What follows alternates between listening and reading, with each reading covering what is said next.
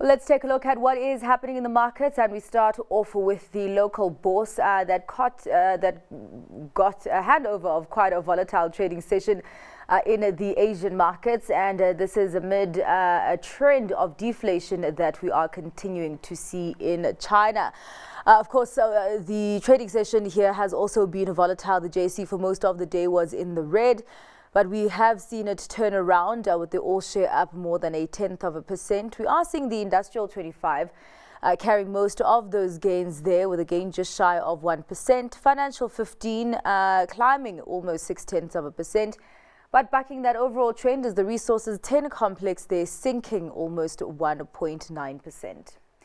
Let's take a look at what is happening in the US markets. Quite a mixed picture that we are seeing over there. We still do have markets digesting the labor data that came out last week, particularly the November non-farm payrolls that grew higher than what markets had anticipated.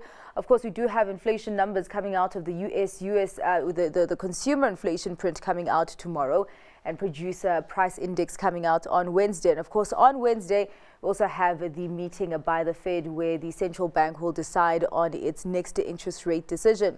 The S&P 500 relatively flat, just 0.02% above that flat line. The Dow with a gain there of more than 0.1%, but the tech-heavy Nasdaq there with a loss of more than 0.25%.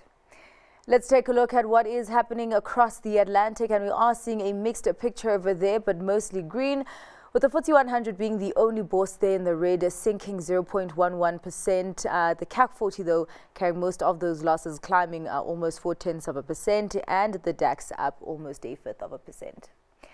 Let's take a look at the currency scene and start off with how the rand is doing against some of the major currencies. Quite the weakness that we are seeing there in the rand, as we have seen it crossing over that 19 rand level against the US dollar, against the pound at 23 rand 98, and against the euro at 20 rand 51.